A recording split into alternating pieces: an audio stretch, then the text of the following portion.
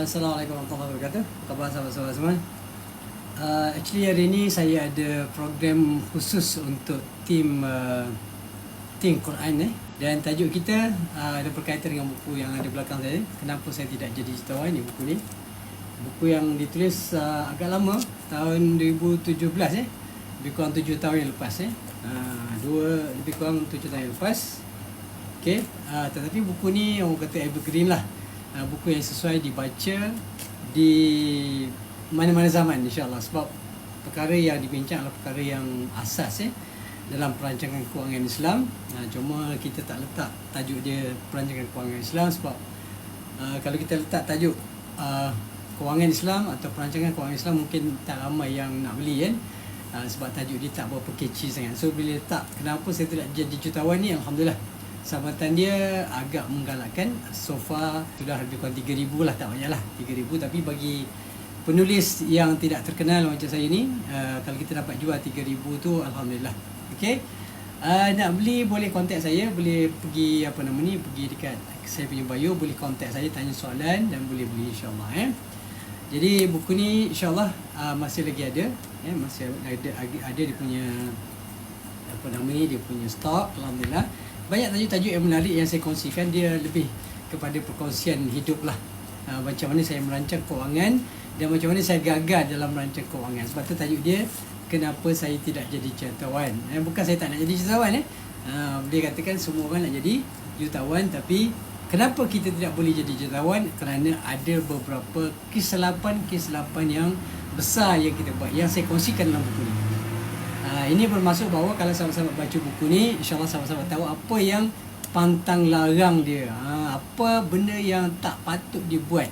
Yang telah pun saya buat, benda tu tak patut buat tapi dia buat, saya buat. Jadi saya nak share dengan sahabat-sahabat, saya nak share dengan sahabat-sahabat supaya sahabat-sahabat tidak, orang kata, terjerumus ke dalam lubang yang sama macam saya pernah, orang kata, termasuk lah, bukan saja nak masuk dalam lubang dah termasuk, nak buat macam mana. Okey, beberapa kesilapan yang telah kita lakukan dan itu sebenarnya menghalang saya daripada menjadi jutawan. Jadi kalau sahabat-sahabat nak beli buku ni, boleh pergi dekat bio saya, tanyakan soalan, maklumkan isu nak beli buku ni, insya-Allah saya akan tunjukkan cara macam mana nak beli buku ni insya-Allah. Okey. Ataupun sahabat-sahabat boleh juga pergi dekat Shopee Shopee pun ada jual juga. Okey, Shopee ada jual, boleh pergi dekat Shopee cari type search kenapa saya tidak jadi jutawan. Di sana juga sahabat-sahabat juga boleh membeli buku ni. Buku ni adalah, orang kata, pengalaman pahit berhadapan dengan situasi, orang kata, masalah kewangan yang agak meruncing lah. Jadi sahabat-sahabat nak baca buku ni boleh beli. So pagi ni kita ada tajuk, kita bersama dengan seorang yang hebat, dan beliau ni seorang doktor. Doktor Nick, panggil Doktor Nick. So Doktor Nick ni dulu tak silap saya pernah berkhidmat dekat University Sains Islam Malaysia, tak silap.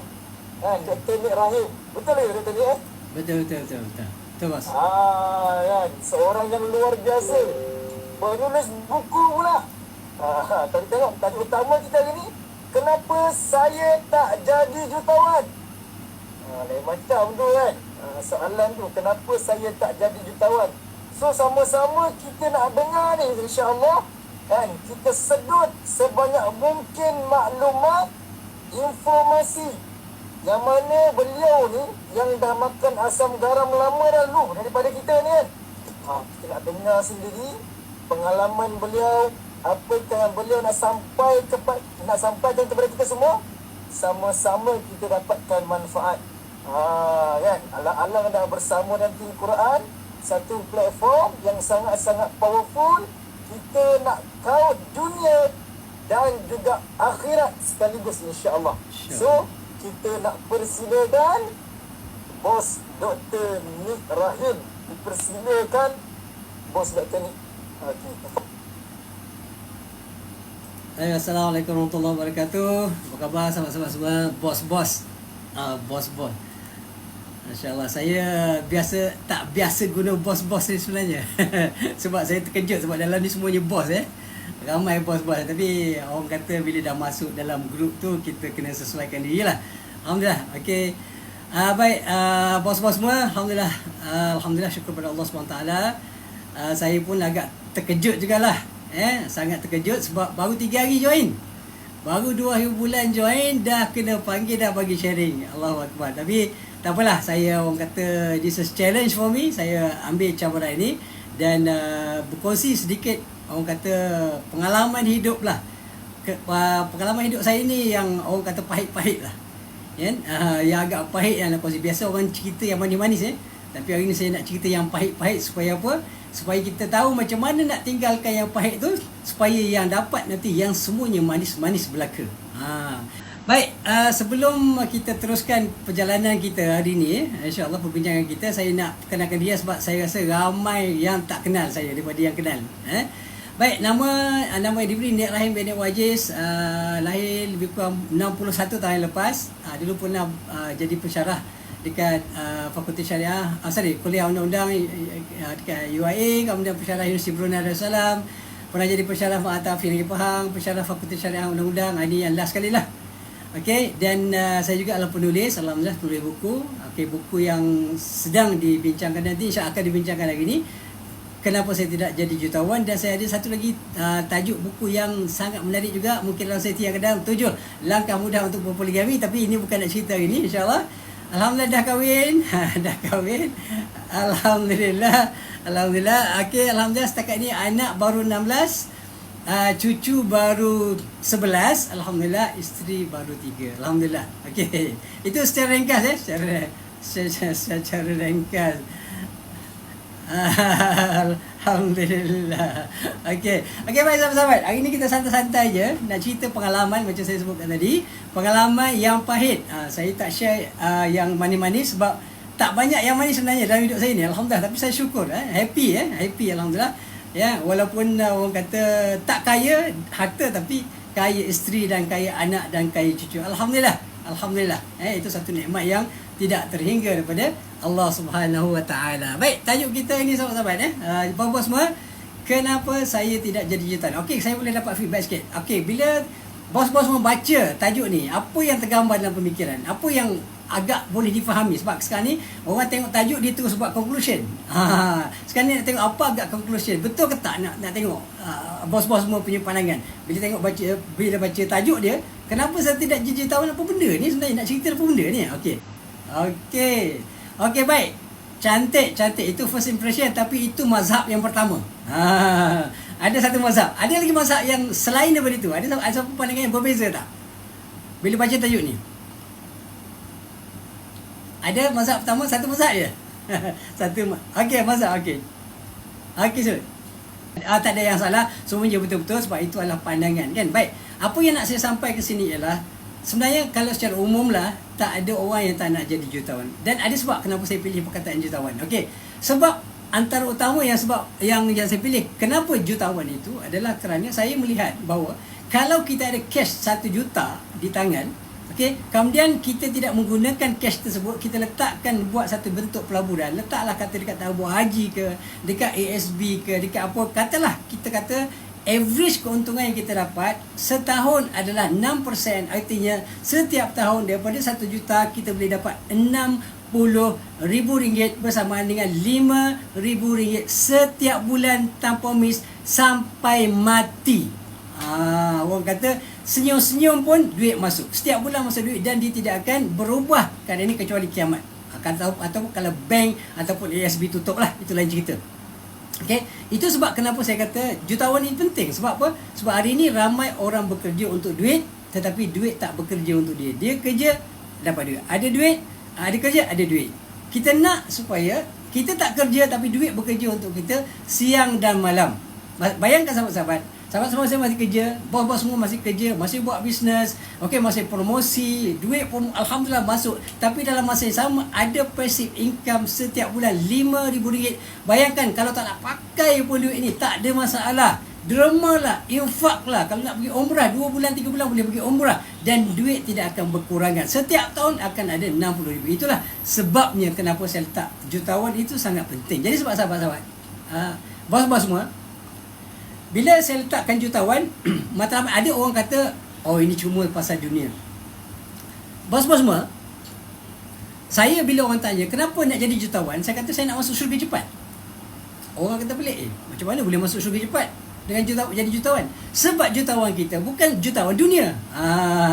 Kita nak jadi jutawan akhirat. Maksudnya akhirat apa dia? Kita dapat duit bukan untuk kesenangan kita semata-mata, tetapi kita share dengan orang yang memerlukan. Saya sangat gembira bila tengok seorang F1 Formula 1, Michael Schumacher. Bila berlaku bencana di Aceh, dia berbelanja berapa banyak? Dia infak berapa? 1 juta USD bersama lebih kurang 4.7 juta Malaysia ringgit. Tapi dia bukan Islam. Kita berapa banyak kita boleh infak? Dekat Palestin sekarang berlaku bergolak, berperang sekarang, berapa banyak kita salurkan kepada mereka.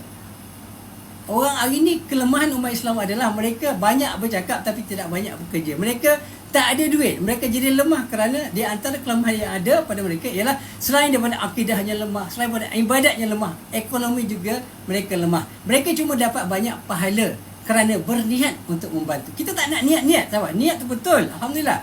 Okey, barang siapa yang berniat untuk melakukan amal soleh, maka dia akan dapat ganjaran pahala. Betul. Tetapi tak sama dengan orang yang buat. Okey, tak sama orang berbelanja RM1,000 dengan orang yang berniat untuk berbelanja RM1,000. Tak sama. Okey, jadi sebab itulah kita nak orang yang memberi. Al-yadul ulya khairun min al-yadi sufla, kata Nabi sallallahu alaihi wasallam. Tangan di atas yang memberi itu adalah lebih baik daripada tangan yang meminta. Jadi kita nak jadi jutawan, supaya apa? Supaya kita dapat bantu lebih ramai manusia, ramai orang memerlukan bantuan, ramai mahatafiz yang memerlukan bantuan, ramai surau-surau majlis masjid-masjid yang perlukan sumbangan kita untuk memakmurkan masjid, surau dan sebagainya. Dalam bulan Ramadan, masjid setengah-setengah macam masjid saya dekat Nilai berbelanja lebih kurang RM180,000. Okey, RM180,000 untuk bulan Ramadan sahaja. Kalau tanya saya berapa banyak saya bagi, tak dapat bagi banyak, sahabat-sahabat, kerana kita tidak ada apa yang kita nak bagi. Tak banyak apa yang kita boleh bagi. Jadi sebab itulah sahabat-sahabat, menjadi jutawan bagi saya adalah satu tuntutan. Menjadi orang yang kaya adalah satu tuntutan dalam Islam, kerana bila kita ada duit yang banyak dan kita juga seorang Muslim yang hebat, yang faham tentang kewajipan, tentang harta, kita bukan fikir jutawan nak jadi, nak mewah, nak pakai kereta besar, nak pakai kereta yang hebat-hebat. Bukan itu saja yang kita fikir, tapi kita fikir macam mana kita nak manfaatkan orang lain lebih banyak daripada manfaat pada diri kita sendiri. Kita nak hantar sebanyak mungkin duit kita, harta kita ke akhirat, kerana itulah tujuan dan matlamat utama kita nanti, bukan dunia. Dunia hiduplah 70 tahun, 80 tahun, yang akhirnya kita akan tinggal segala kemewahan yang ada pada diri kita. Sebab itulah sahabat-sahabat, jutawan adalah penting. Tetapi jutawan bagaimana? Jutawan yang berfikir tentang bagaimana nak hantar sebanyak mungkin duitnya, hartanya, wangnya ke akhirat, supaya dia dapat hidup mewah dan senang lenang di akhirat nanti. Dunia adalah tempat yang sementara, sahabat-sahabat. Okey, jadi tapi walaupun dia bersifat sementara, kita bukan bermaksud untuk main-main. Kita nak cari sebanyak mungkin duit, sebanyak mungkin harta, supaya kita dapat hantar sebanyaknya ke akhirat. Itu matlamatnya. Jadi kata walaupun matlamat kita akhirat, tapi kita kejar dunia, tujuannya akhirat. Bukan kejar dunia semata-mata untuk hidup mewah di dunia. Okay, bawah semua boleh faham Okey, sorry lah, laju sikit Okey, berkongsi sikit beberapa buku yang saya tulis. Ada lebih kurang 34, sekarang dah masuk 35 buah e-book, sahabat-sahabat. 35 e-book. Okey, jadi kalau kenapa saya tulis buku ni? Kenapa saya tulis? Okey, pertamanya bos-bos semua, bila kita buat satu benda, kita kena jelas matlamat dan nawaitu kita. Nawaitu kita mestilah lillahi ta'ala. Okey, nawaitu bukan kita tulis buku nak kaya, kita nak tulis buku kerana nak glamour, kita tulis buku kerana nak jadi orang yang orang kata pempengaruh. Tak. Kita tulis buku kerana lillahi ta'ala, dan kita tulis buku kerana kita nak bantu menyelesaikan masalah ummah. Baik, masalah ummah apa dia? Antara masalah ummah yang paling besar selain daripada akidah, ibadat dan sebagainya, ada lagi masalah yang sangat besar, iaitu masalah keuangan. Umat Islam seluruh dunia, bos-bos semua, kita tahu berada dalam keadaan yang sangat lemah. Pergilah negara-negara paling miskin dalam dunia adalah negara umat Islam. Jadi bila orang miskin, kadal faqru an yakuna kufra, kata Nabi sallallahu alaihi wasallam, hampir-hampir saja orang yang fakir itu menjadi kufur. Kenapa menjadi kufur? Ada beberapa sebab. Nanti kita akan cerita kemudian. Baik, Tapi sekarang masalah yang besar antaranya ialah masalah kewangan. Okey, bila berlaku masalah kewangan, bila duit tak cukup, kita beli rumah contohnya, tiba-tiba ada masalah kewangan, kita tak mampu bayar bulanan, akhirnya rumah kena lelong. Masalah kita sewa rumah pun tak mampu nak bayar contohnya, maka akhirnya tuan rumah halau kita keluar daripada rumah. Masalah sahabat-sahabat, kita beli kereta, bayar bulan-bulan, tiba-tiba start, tak boleh bayar, tak mampu nak bayar. Okey, jadi akhirnya kereta kena lelong. Masalah nak hantar anak sekolah payah, nak pergi ke sana kemari payah, segalanya masalah. Kita nak masuk sekolah, duit tak mampu nak bayar. Anak nak masuk universiti, tak mampu nak bayar, akhirnya anak tak belajar. Masalah. Kita nak tunaikan ibadat, nak pergi haji, tak boleh pergi haji, nak pergi umrah, tak boleh pergi umrah kerana apa? Masalah kewangan. Jadi sebab itulah masalah kewangan ni masalah yang sangat penting, yang sangat kritikal, yang kena sama-sama kita memberikan tumpuan kepada dia supaya masalah ini tidak berlaku dalam diri kita. Ia berlaku pada saya, sahabat-sahabat. Ia berlaku pada saya. Sebab itulah saya nak cerita supaya benda ni tak berlaku pada sahabat-sahabat semua. Okey, orang kata langit tidak selalu cerah. Ada masa dia akan mendung dan hujan.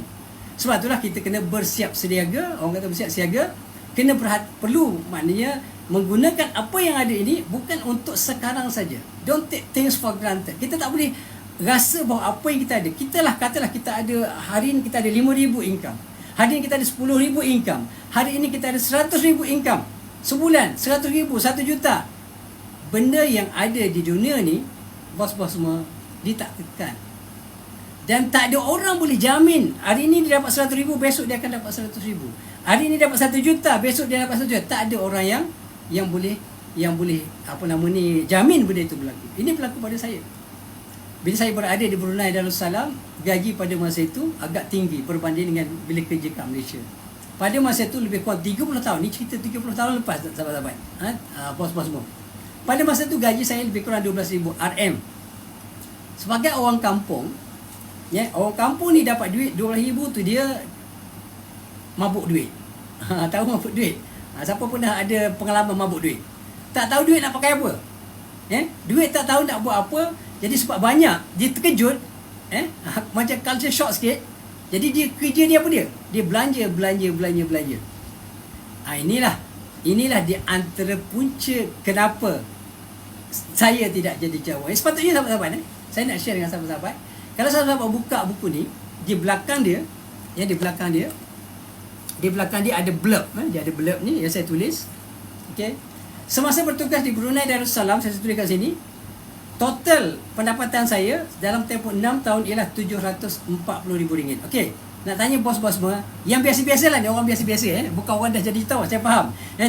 Dalam guru kita ni dah ada yang sangat berjaya, alhamdulillah, dan apa yang saya sampaikan ini adalah sebagai orang kata perkongsian, bukan nak mengajar, sebab bos-bos semua ni ramai yang dah berjaya pun, dah jadi jutawan pun. Cuma alhamdulillah saya cuma nak berkongsi supaya apa yang saya kongsikan ni dapat dimanfaatkan bagi mereka yang belum lagi jadi jutawan. Yang jadi jutawan pun insya-Allah mungkin dapat manfaat supaya dapat maintain kejutawanan mereka sampai bila-bila insya-Allah. Okey. Baik, bagi saya dan bagi orang biasa 740,000 ni adalah jumlah yang agak besar. Baik. Ada sahabat saya, okey, dia belanja dalam tempoh 6 tahun cuma sekadar 240,000, dan saya boleh juga buat benda yang sama. Tetapi apa masalah dia? Masalahnya pertama, saya tidak ada ilmu langsung pasal keuangan, langsung tak tahu pasal pelaburan, langsung tak tahu kenapa perlu kita nak simpan duit. Kita dapat duit hari ini 12,000, masuk bulan ni 12,000, kita belanja habis. Saya pakai kereta Mercedes-Benz dekat Brunei Darussalam, pakai Pajero V6 dekat Brunei. Kenapa? Kerana bagi saya, orang kata reward yourself. Tu saya pegang apa benda tu kan. Dia kata reward yourself. Apa yang you have been working so hard, dah kerja dah penat, reward yourself. Belilah, habiskan duit, tak ada masalah, sebab bulan depan ada lagi 12,000. 2 bulan lagi, 6 bulan lepas tu ada lagi 12,000. Belanja habis pun masih ada lagi. Setahun masih ada lagi. Bila saya sedar, bila kontrak saya tamat, bos-bos, bila lepas 6 tahun kontrak saya tamat, income saya zero daripada 12,000 sebulan, zero income. Pada masa itulah baru saya tersandar dekat dinding. Inilah sebabnya, inilah puncanya. Dan sahabat-sahabat, apa yang saya nak kongsi di sini, Orang kata yang menjebak yang menjentik hati saya untuk berubah bila saya baca satu buku. Tapi buku ni bukan buku agama, bukan buku yang ditulis orang Islam pun. Buku yang ditulis oleh Robert Kiyosaki, Rich Dad Poor Dad. Saya percaya bos semua dah baca kan buku ni kan? Ada ramai yang baca tak buku ni? Bukan ramai dah baca kan? Okey, cantik. Okey. Baik, bila saya baca buku ni ada satu frasa yang ditulis. Dia kata orang yang middle class, orang yang poor people and middle class will not get rich forever as long as they cannot control their desire of spending. Ini masalah utama. Ini punca utama kenapa saya tidak jadi tawan. Saya tak boleh nak kawal nafsu belanja saya. Saya nak belanja je sebab mazhab lama saya. Ini mazhab lama Mazhab lama saya. Bila saya dapat duit 12,000 saya belanja. Dan saya mengatakan bahawa kenapa perlu nak simpan? Okey. Kenapa perlu nak simpan? Duit 12,000 belanja habis, bulan depan ada lagi 12,000. Buat apa nak simpan? Ini mazhab lama saya. Okey. Sebab apa? Saya tak dapat nak kontrol. Sebab pertamanya, kalau saya boleh kongsikan. Okey, baik. Pertamanya bila kita dapat duit dan duit tu senang datang. Mana kita kerja macam biasa, pergi mengajar apa semua dekat Yusuf Brunei Darussalam masa pada tu. Okey. Dan setiap bulan dapat 12,000. Jadi bila saya belanja habis, bulan depan sentiasa dapat. Jadi kita take things for granted. Kita rasa tak ada masalah lah. Tapi bila dah berhenti kerja, terpaksa dia berhenti kerja, kontrak tak sambung, maka saya income zero. Pada masa itulah saya sangat menyesal dan saya teringat kata-kata yang ditulis oleh Robert Kiyosaki dan saya rasa inilah sebabnya kenapa saya tidak ada duit. Kenapa saya ada masalah kewangan? Kerana saya gagal mengawal nafsu belanja saya. Dalam kelas saya selalu tanya, saya selalu tanya khususnya pelajar perempuan lah. Okey, pelajar-pelajar perempuan ni khususnya bukan nak kata nak merendahkan mereka tak. Mereka sangat suka shopping. Ada seorang pelajar saya tanya dalam kelas, okey, nama dia saya tak ingat nama dia. Okey, katalah Aida nama dia. Aida. Okey, dekat rumah you tudung berapa helai? Dia kata, Ustaz, tak terkira. Tudung banyaknya. Okey, baik. Kalau jumpa lagi tudung beli lagi tak? InsyaAllah beli. Ini masalah dia. Dan masalah dia dihadapi oleh ramai orang, termasuk saya. Okey. Dan inilah yang berlaku masalahnya. Okey, saya spend. Saya tak fikir. Sebab apa? Pertamanya, kerana saya tak ada ilmu. Saya tak nampak kenapa perlunya menyimpan. Saya tak nampak perlunya ada pelaburan. Saya tak tahu. Saya tak tahu hartanah. Saya tak tahu nak melabur dalam rumah, dalam emas. Saya tak tahu nak buat bisnes macam mana. Saya tak tahu. Dan inilah antara masalah kenapa orang tidak boleh jadi tawan walaupun duit dia banyak. Okey, sahabat. Orang kaya bukan sebab dia banyak duit ataupun dia dapat duit setiap bulan berapa banyak, tak. Ini pengalaman saya. Mungkin saya salah kalau saya betul kan. Okey, saya buat contoh yang mudah. Satu orang gajinya 5,000 tapi dia belanja dengan berhemah, dia boleh simpan 2,000 sebulan. Satu orang gajinya 10,000 tapi dia tak simpan. Dia jadi macam saya dulu. Belanja habis. Okey, selepas 20 tahun, kedua-dua diberhentikan kerja. Baik. Saya nak tanya bos-bos sekalian. Yang mana lebih kaya? Yang gaji 10,000 ke gaji 5,000? Gaji 5,000. Betul. Gaji 5,000 kerana dia menyimpan sebulan 2,000. Okey? Dia hidup below their means. Mana dia gaji 5,000 tapi dia hidup dengan keadaan yang sederhana dan dia belanja cuma 3,000, 2,000 dia simpan. 2,000 kali 12 dah 24,000 setahun. Okey, setahun. Kalau 10 tahun dah 240,000. Kalau dah 20 tahun dah 480,000. Siapa kaya? Orang yang dia punya pendapatan kecil tapi dia menyimpan adalah orang yang lebih kaya daripada orang yang duit banyak tapi dia habiskan kesemuanya. Sahabat-sahabat, saya banyak dengar cerita-cerita sahabat-sahabat yang mula berniaga. Contohnya masuk takaful lah, buat multi level lah, macam-macam jenis perniagaan. Bila mereka ni anak-anak muda lah khususnya, bila mereka dapat pendapatan 5,000, zup terus beli BMW. Bayar 3 bulan. 3,000 sebulan. Akhirnya dia bayar hutang, tiba-tiba lepas 4-5 tahun bisnes tutup. Apa masalah dia? Masalah dia nampak dan dia pun beri alasan. Okey, saya beli BMW ni supaya saya dapat tarik orang supaya lebih yakin pada saya. Bagi saya itu pembohongan. Itu satu pembohongan. Mungkin ada setengah-setengah bisnes memang perlukan kita tunjukkan image yang kaya supaya orang minat, orang tertarik pada kita. Tapi saya tanya pada dia, masa you buat hari tu, you pakai motor kapcai je. You pakai motor kapcai tapi you boleh tarik orang supaya beli produk you. Kenapa? Sebab orang tak tengok you. Orang tengok produk, orang tengok company. Macam sekarang kita bersama dengan Think Quran, yang kadang-kadang orang tengok kita bukan orang yang hebat pun, kita orang biasa-biasa je. Okey, contohnya lah. Kan? Tetapi oleh kerana kita buat produk yang hebat, kita buat syarikat yang hebat, maka orang melihat produk dan juga jaga syarikat itu. Walaupun kita tak ada pengajian tinggi contohnya, kita tak ada macam tidak semesti sebab orang kadang-kadang dia tidak melihat kita. Dia boleh yakin dengan produk dan juga company cukup untuk mereka untuk yakin dan menerima apa yang kita sampaikan. Jadi jangan mudah bagi alasan untuk kita bermewah-mewah sedangkan kita sebenarnya tidak layak lagi untuk bermewah-mewah. Orang kaya, ini pandangan, walaupun saya tak kaya tapi saya baca tentang orang kaya. Okey, orang kaya kata apa dia? Orang kaya mereka berbelanja bukan daripada modal. Mereka berbelanja daripada keuntungan. Contoh dia ada 1 juta, macam saya sebutkan tadi, mereka ada 1 juta, mereka tak belanja daripada 1 juta. Mereka belanja daripada mana? Daripada keuntungan yang diperolehi daripada 1 juta itu. Sebab tu mereka makin kaya dan makin kaya. Mereka ada 1 juta, mereka laburkan, mereka niagakan, dapat untung 50,000, 60,000, 100,000, setengah juta mereka gunakan untuk berbelanja. Masih lagi ada 1 juta. 1 juta akan generate more income tahun depan, bulan depan. Ini di antara kaedah, dan banyak kesilapan yang saya buat adalah kerana saya tidak dapat kawal nafsu belanja. Sahabat-sahabat, yakinilah. Ya. Mungkin kalau dah buat tak ada masalah, alhamdulillah. Tapi bagi sahabat-sahabat yang memang suka berbelanja, okey, fikir balik. Okey, fikir balik supaya apa? Supaya kita berhati-hati. Konsepnya mudah. Ya, konsepnya macam ni.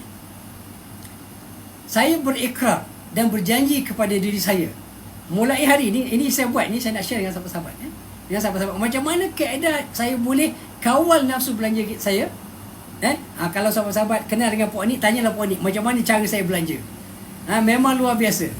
Memang luar biasa. Ada duit yang spend. Okey? Jadi kalau kita dapat kawal satu benda je dah. Kalau sahabat-sahabat keluar daripada kita punya program FMC ini, okey, maksudnya kalau boleh buat satu benda je, kontrol nafsu belanja. Okey, macam mana nak kontrol? Beli bila perlu sahaja. Beli bila penting sahaja. Tapi kena set dalam pemikiran kita dan kita berjanji pada diri kita bahawa kita tak akan beli suatu benda, walaupun 1 sen pun tak akan beli benda yang tidak berfaedah dan tidak bernilai. Okey, apa yang penting? Okey, sahabat-sahabat, kereta penting. Okey, kereta penting. Tapi kereta BMW penting tak? Tak. Kereta penting cuma untuk bawa kita daripada one point to another. Kita nak pergi kerja, kita bujang, pakai kereta Myvi sudah cukup. Kita eksekutif, kita gaji 5,000, 6,000. Alamak, tak best. Alamak, tak standard. Itu nafsu, sahabat-sahabat. Okey, walaupun tidak ada masalah untuk beli, tapi kalau kita nak bebas daripada masalah kewangan, kalau kita nak jadi jutawan, kita kena kontrol nafsu. Don't care about other people. Don't care what people say about you. Don't care. This is my life. Ini kehidupan kita. Bila kita susah, siapa nak tolong kita? Tak ada orang nak bantu kita, sahabat-sahabat. Kita yang terpaksa berhadapan dengan masalah itu sendiri. Sebab itulah, jangan peduli orang kata apa. Orang kata tak standard pun tak kisah. Duit aku ada simpan banyak. Duit aku ada buat pelaburan banyak. Setiap bulan ada passive income. Kenapa? Kerana aku berbelanja dengan sederhana.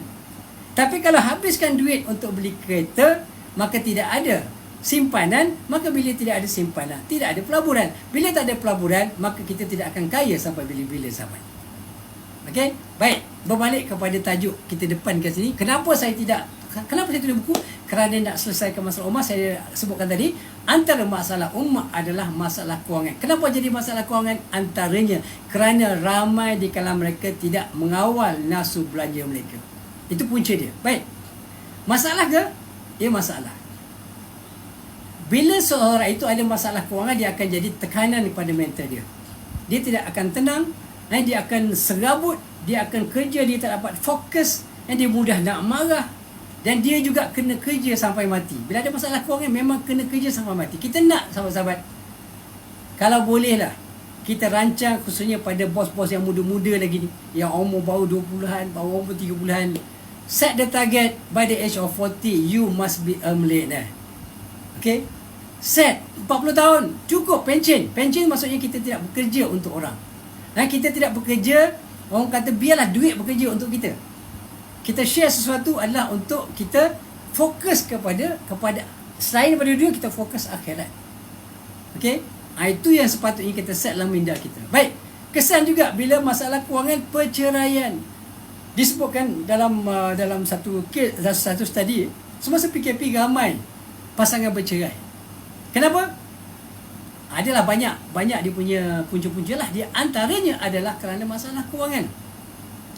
Baik, kalau saya boleh tanyalah bos-bos yang wanita dekat sini, kalaulah sekiranya okay, kalau tak ada yang wanita pun, yang lelaki boleh jawab lah. Boleh jawab kan, on behalf of the women.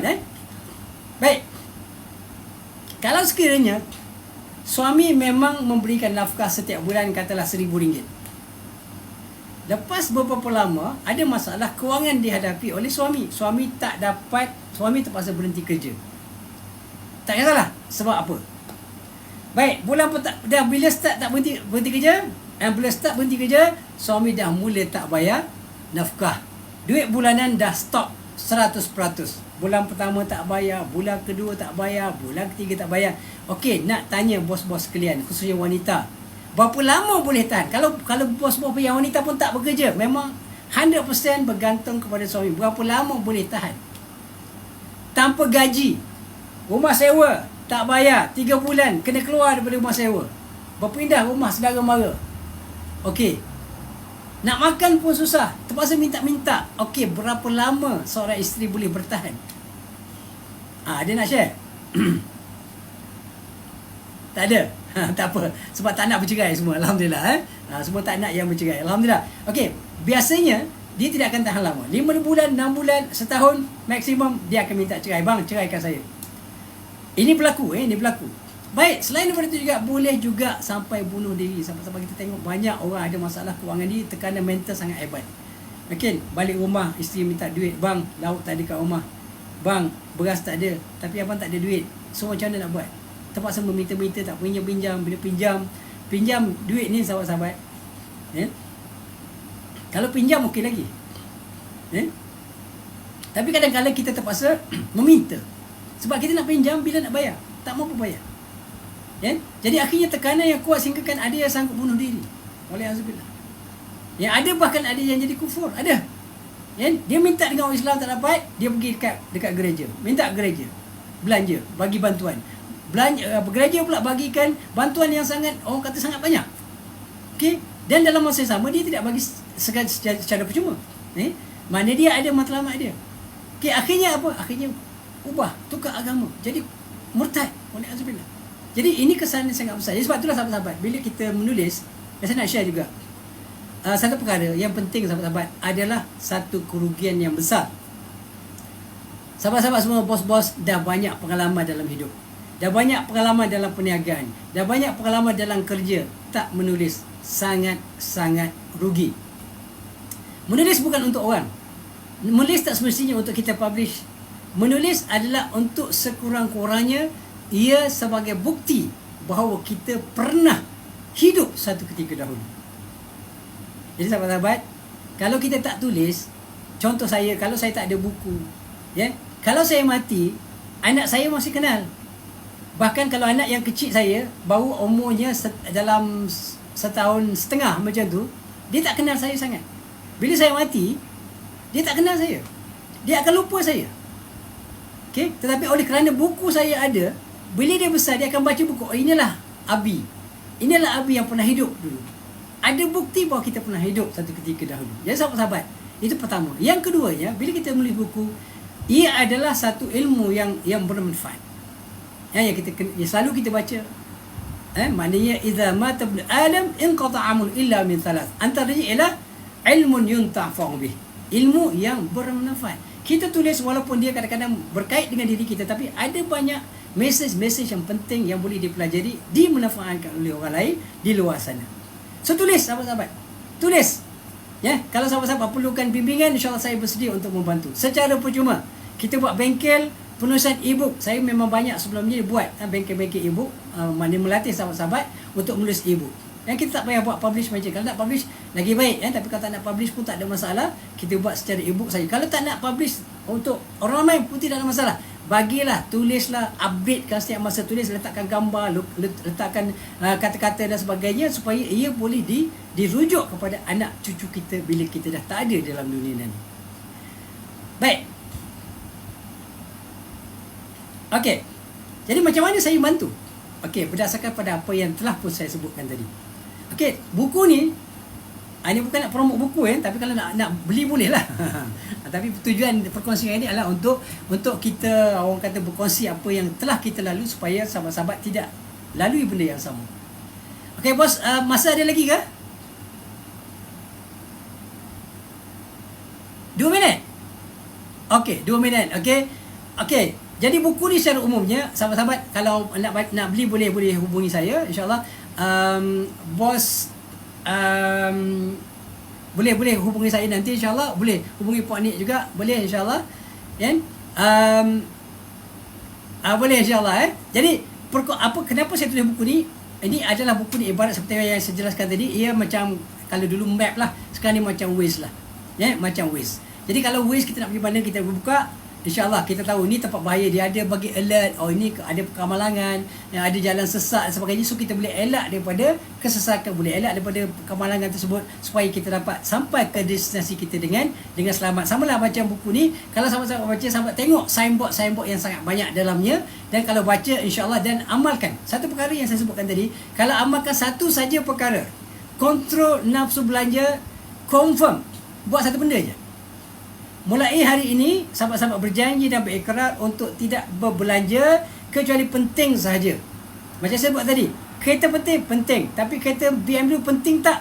Tak penting kalau belum sampai masanya.